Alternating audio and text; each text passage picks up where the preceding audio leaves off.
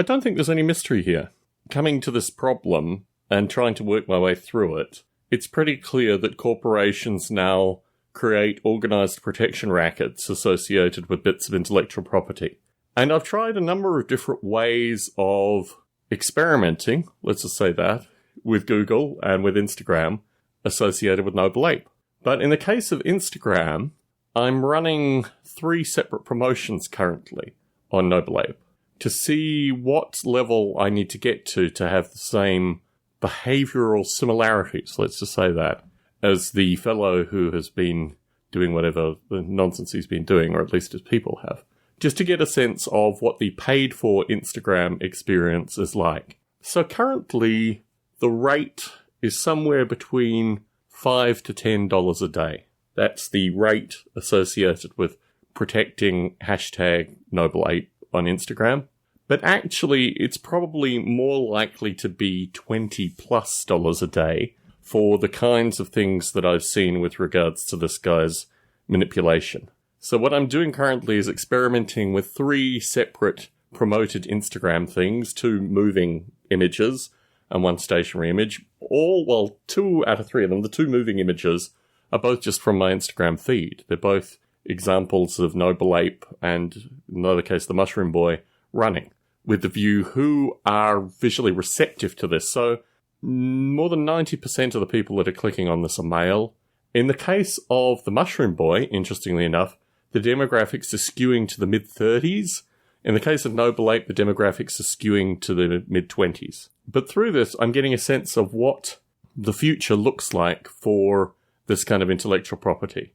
That you need to allocate a certain amount of money to protect the intellectual property. And I'm interested also associated with who comes back through this process. So one of them just links back to my Instagram account. I think 2 of them link to the Noble Ape website. So I'm yet to get a sense of whether this creates a community or what it actually does.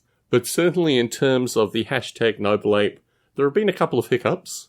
On Friday, it kind of went back to the old way, although it had some of my content in the top. Ironically, none of the top content are the things that I'm running the promotions on as well. But Instagram just seems to be giving me a little bit more respect through these paid-for promotion things. So I'm starting to wonder if an organic community creates exactly the same circumstances as what I'm seeing here for, $5 a day or what have you. And that is going to be an interesting experiment to run. But it's certainly giving me a sense of, today is a Saturday, we went out, we were driving, we saw a new ramen place that's opened. And it had, 400 plus people queuing outside. And we both looked at each other, my wife and I, and it appeared clear that this was an Instagram promotion, that they had gotten people to their ramen opening through Instagram primarily because they were all photo blogging or whatever the term is. So, yes, an interesting community, pretty well orthogonal to the folks that I've tried to reach historically with Noble Ape. But what I'm finding interesting is that there are still people that are very visually receptive to the stuff. And I think the next few might be me talking about simulation, with me talking and the Noble Ape graphics as being a backdrop, to see if I can reach people through this as well and pass on ideas in words as well as pictures. So what themes would I want to pass through this thing? Well, I think there are some interesting themes in the field of simulation and what's loosely called kind of bottom-up artificial intelligence, which is not actively being communicated. Firstly, that this work is being done independently by a wide variety of folk, not necessarily folks connected with universities, oftentimes folks in industry, sometimes folks such as myself that are kind of hobbyist crossover people. But more importantly, that the whole narrative associated with this thing is being governed by people that have very limited hands-on experience. So what is in the popular top 10 discussion items associated with artificial intelligence all relate to things that have got nothing to do with productive work in the field. So I think that kind of conversation using this media, for want of a better term, will be really interesting to see if the people who are interested in seeing this stuff visually might also be interested in the ideas audio. And it's so many steps before they come and listen to a podcast of mine. I mean, this is what's fascinating me currently. I'm working through this audiobook as well. It's so many different steps before the audiobook actually comes out. You've got to work this thing in some kind of productive sense. And certainly what I'm doing currently is not about moving people on Instagram to being part of the Noble Ape discussion. All I'm doing currently is really testing my toe in the water with regards to what this Instagram thing means. And if I was at a different point in my life, if I was, 20 years ago, financially, I could never do this kind of experimentation. It just wouldn't be reasonable to do it. I need to have a, small but limited budget on these things, and it needs to be part of that budget. But 20 years ago, or, there are so many different ways where this would be completely and utterly unfair. And by that feeling, I'm very much cognizant that this whole thing is just a corruption of the way the internet used to be. And a corruption very much designed to make these corporations money through protection rackets, fundamentally. Protection rackets where if you want your stuff out there, you have to pay the gatekeepers. And we seem to already be there. All this discussion associated with net neutrality and all this kind of stuff, it's got nothing to do with the companies that are actually controlling the internet, because they've actually massaged this discussion to be something which doesn't put a spotlight on them. So, anyway, it's an interesting process, and one where I think I will have to ponder how I utilize it going forwards. What can I do with this thing now it's there? And if I'm reaching, thousands of people in a few days, what kind of message do I want to get to thousands of people within a few days? How will this translate to the stuff that I'm already doing? So, a thought in the sand, a Saturday afternoon idea that I wanted to put out. But I also wanted to talk a little bit associated with my gardening. In the past week, we had a new fence installed. The old fence blew over in thick rains. Winds and rains blew over the old fence. And I had it tied to a tree. This was a tree that was about 14 feet away from the fence, so a long piece of neck-high rope between that tree and the fence. And I tied the bits of the fence together with this thing and then pulled it up to the tree, which had been in place for probably about a month and a half already. So we got the quotes in, we got the fence people in, and that was basically 3 days. 2 days of me actually being here physically, because they were lugging bits of wood behind windows and occasionally hitting windows and this kind of stuff. Thankfully, no broken windows. One interesting interaction associated with the fact that our fence has historically been level, but they decided to put a 1-foot step increment to a certain part of the fence. These are the details that are important when you have a fence constructed. But what it has done is it's refocused my attention on the garden.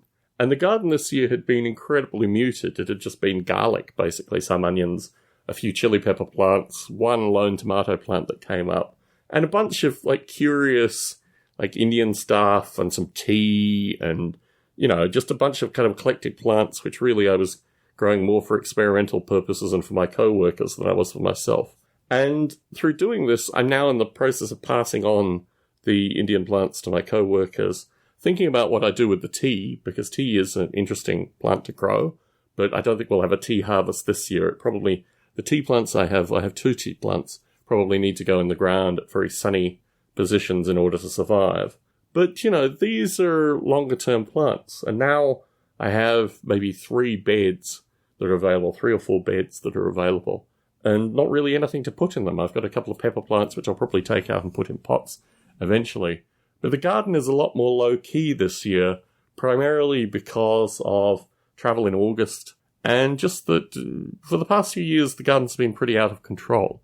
So I'm looking at it to see what kinds of things I actually want to grow now. The pepper plants are all the 5-alarm peppers, and the lone tomato is probably one of the tomatoes that I didn't like because it was just a self-seeded tomato.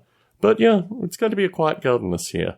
More associated perhaps with removing the beds, putting in more substantial beds for next year, but just thinking about what I want in the garden going forwards. We have gardeners that I wouldn't really rate that come through, occasionally mow the lawns somewhat haphazardly. I had to send a letter with a check, maybe a couple of checks ago, just saying we need to have these things done to a certain standard. They'd created weed beds in the back, or just areas that they weren't mowing, which was very curious. But one of the funny things about having the fence down was I got the sense of what the property would be like if we had our neighbour's property as well. And it was actually quite a nice space. So, I don't know. I don't think the neighbours are going to sell anytime soon. But one of the houses that I did visit last year, the Sopranos property, is coming on the market currently. And having been there, having actually stood at the front of the driveway, I didn't go up, but I stood there, got a sense of the house. I kind of thought to myself, In one possible world, there might be a Tom that would buy the Sopranos house. Some possible world. But living in New Jersey, the weather of New Jersey, although I have a few fans and listeners in that area, I don't know. I don't know what I'd do if I lived in the Sopranos house. But yes, I certainly wouldn't be doing what I'm doing currently. One final footnote of thoughts. One of my miniature painters who lives relatively locally contacted me about coming and seeing my miniature collection. And I realized that this was something I never do. I never take out my miniatures for anyone. But it was quite interesting just detailing in email form what this thing means. It's a very curious thing currently because I have quite a bit of, a lot of miniatures out in flux associated with this thing. And it strikes me as a hobby which I'm reducing just because I'm getting very minimalist activity from the people who historically would be painting my miniatures. I made one purchase over the week associated with a wide variety of what are called squats, which are space dwarves. The guy claimed there were about 150 of them. I counted about 60 on the actual eBay thing. But anyway, they're coming over from the UK. I'm going to have to run Paint Stripper, which I always love, clean them up a bit, put them together with some other squats and send them on to a painter at some stage. But I think that, the Civil War figures that still haven't been sent out, these are the kind of footnotes, basically. But this is probably more a discussion associated with My Rules Are Better, which I probably should put out there anyway. But you Long Funk listeners, you like a tapestry of stuff.